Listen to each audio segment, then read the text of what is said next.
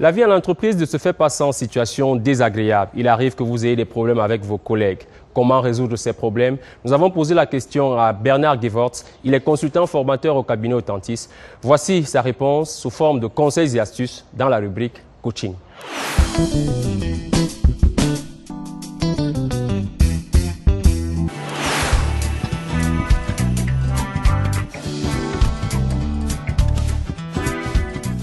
Bonsoir. Alors ce soir, nous allons voir ensemble comment régler un conflit avec un collègue, par exemple. On va voir comment s'affirmer et comment justement pouvoir arriver à trouver une solution à des situations désagréables ou en tout cas comment vous pourrez exprimer à vos interlocuteurs justement que ce qu'ils viennent de faire, par exemple, ne vous plaît pas du tout. Généralement, dans ce genre de situations qui peuvent se passer à tout moment, ça peut être un collègue qui, dans un bureau, a des comportements qui ne vous conviennent pas, il écoute de la musique alors que vous travaillez, il fume juste à côté de vous et ça vous dérange. Généralement, dans ce genre de situation, soit on va ne rien dire, et à la limite, on adopte une attitude de soumission.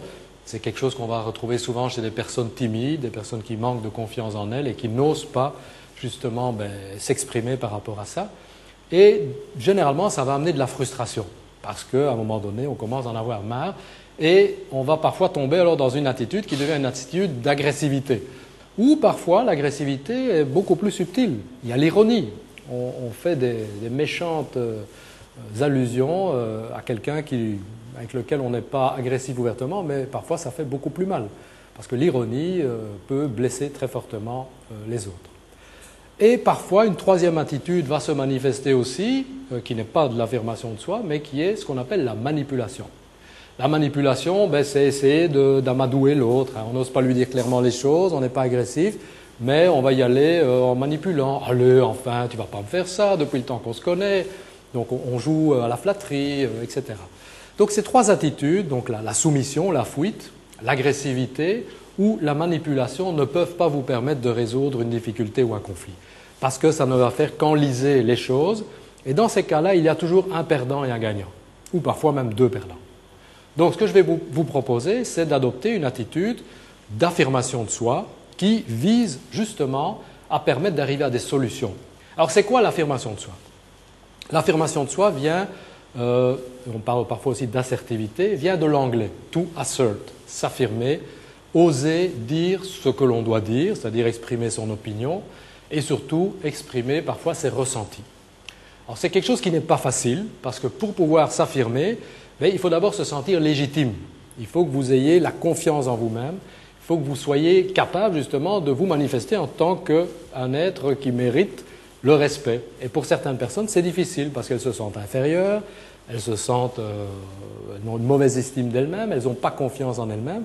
Et donc c'est très difficile à ce moment-là de pouvoir s'affirmer. Alors comment va-t-on justement pouvoir manifester l'affirmation de soi? Alors, la première règle pour s'affirmer, c'est d'abord d'utiliser le « je ».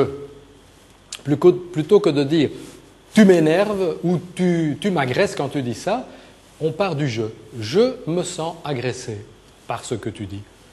Je suis mal à l'aise avec ce que je viens d'entendre. » Donc c'est vous qui vous exprimez par rapport à une situation. Donc ça veut dire, qu'est-ce que ça va changer? Parce que certains me disent « oui, mais ça c'est de la sémantique ». Non, ce n'est pas de la sémantique, c'est très psychologique. Il faut savoir que notre cerveau réagit de manière inconsciente à des éléments qui vont se passer justement dans l'environnement. Alors quand on dit « tu » à quelqu'un, et généralement il y a le doigt qui suit, on l'accuse. Et donc quand on accuse quelqu'un, automatiquement il se défend. Et notre cerveau part dans des mécanismes de défense. Alors une deuxième règle qui va prolonger justement cette première, c'est qu'on va généralement parler des faits. Donc je reviens à une situation, quelqu'un vous dit quelque chose de désagréable, et donc vous allez le manifester de cette manière. Donc je me sens agressé quand tu me dis ceci. Et ça me bloque tout à fait.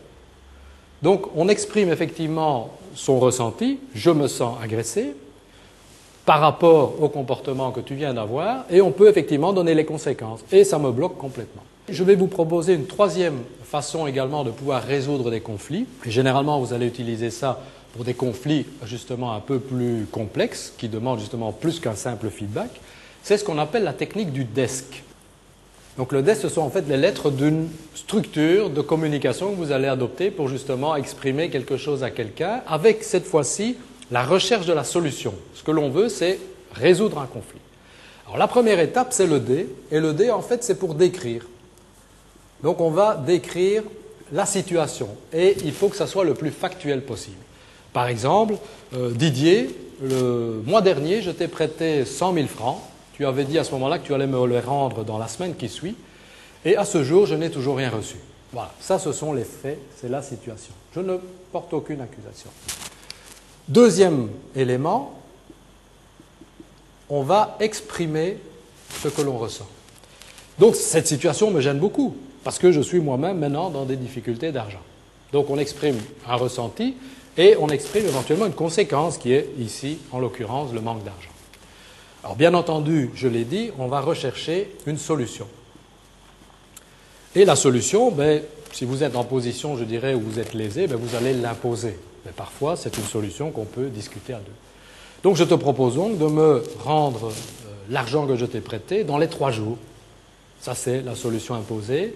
Ou je te propose que nous puissions discuter de la manière dont tu vas pouvoir me rembourser au plus vite.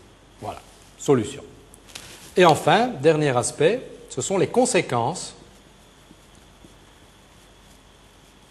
si nous arrivons à la solution. La conséquence, c'est que Didier, de cette manière-là, nous allons pouvoir rester en bons termes, nous allons rester des amis et j'aurai encore l'occasion peut-être de pouvoir t'aider dans le futur.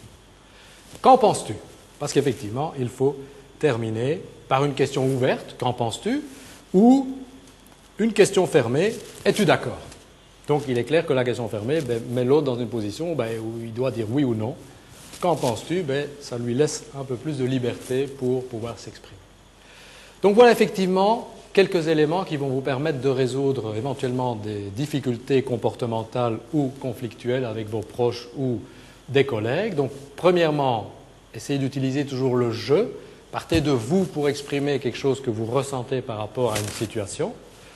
Deuxièmement, utilisez donc le « je » pour exprimer votre ressenti par rapport à des faits que vous êtes en train de subir. Et enfin, une troisième technique, la technique du desk, qui vous permettra de rechercher une solution pour des conflits qui sont effectivement un peu plus sérieux éventuellement que simplement un comportement inopportun. Comme dans d'autres occasions, je vous propose de vous entraîner, car comme tout bon sportif, si vous voulez gagner le match, il n'y a pas de mystère, il faut s'entraîner, s'entraîner et s'entraîner encore. Bonne soirée.